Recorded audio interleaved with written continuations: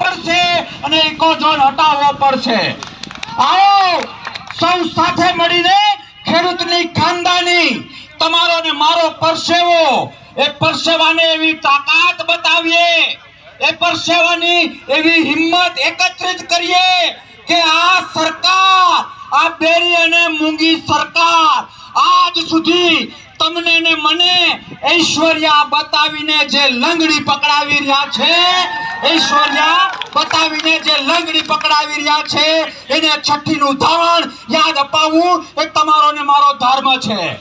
આપણે માતાજીમાં માનીએ છીએ, ભગવાનમાં માનીએ છીએ, અલ્લાહમાં માનીએ છીએ, માલિકમાં માનીએ છીએ, પણ તમારા અને મારા બાળકોનો રોટલો, દેશનું પેટ ભરવાનું કામ તમે અને હું આપણે ખેડૂત કરીએ છીએ, હા કે ના?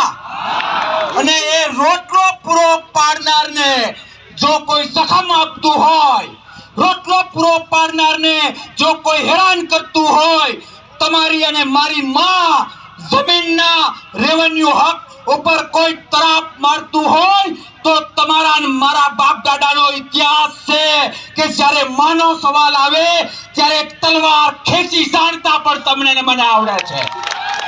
માલ કાંગલીના માણસો, દેશદ્રોહી માણસો, ખેડૂતના દુશ્મનો તમારે ઘરે આવશે, તમને સમજાવશે, તમને કહેશે કે આમ કરો તેમ કરો, એને કહે તારી માં 100 રૂપિયાની વસ્તુના 15 રૂપિયા થઈ ગયા, 25 લાખ વીઘાના હતા ત્યાં 5 લાખ થઈ ગયા, એ ઉપરના 20 લાખ આપવાની ઓકાત હોય તો ચા માંગ, બાકી તું ચાને લાયક પણ નથી, એવું એને સ્પષ્ટ કહેજો। ડરતા નહીં, હારતા નહીં। આજની યાત્રા, આજની રેલી એમ કાલે પણ કરવી પડે, 2 મહિના પછી પણ કરવી પડે, 6 મહિના પછી પણ કરવી પડે, તો લડવા માટે તૈયાર છો, હા કે ના?